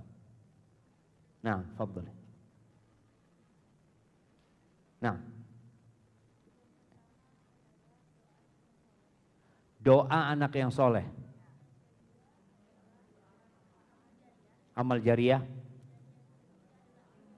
Ilmu yang bermanfaat. Sebenarnya bukan itu jawabannya. Tapi nggak apa-apa, sudah kasihkan. Nah, siapa yang jawab benar? Ada 3 harta yang paling mulia. Yang harapan ana, semua emak-emak pulang bawa 3 ini. Nah, fadhali. Gimana? Istri yang soleha. Istri yang soleha. Ibu yang teladan. Bukan. Nah. Anak kasih kata kunci yang pertama. Ibu apa? Iya. Yang pertama, lisan yang pandai berzikir. Lisan yang pandai berzikir. Tinggal 2 lagi. Hati yang pandai bersyukur. Yang ketiga, pasangan hidup yang membantu urusan akhirat. Kasih hadiahnya ke sana nggak apa-apa. Barakallahu fikum. Baik, pertanyaan selanjutnya.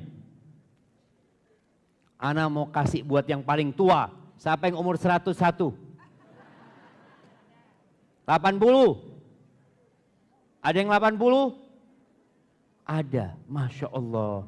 1, 2. Iya, kasih 2 orang bang. Nah, yang sebelah sini. Ada nenek situ. Berapa orang? 3? Oh, ini kasih ke sana. Masya Allah, bayangin ada nenek-nenek 80 tahun jemaah datang kajian. Ada di situ lagi. Nah, kasih lagi bang hadiahnya bang. Umur berapa ibu? 82. Aduh 82. Habis. Itu akan dikirim hadiahnya. Buat yang mana jemaah? Tinggal 1 lagi. Nanti itu dibagi-bagi hadiahnya udah jemaah. Baik, insya Allah yang belum dapat nanti datang ke panitia.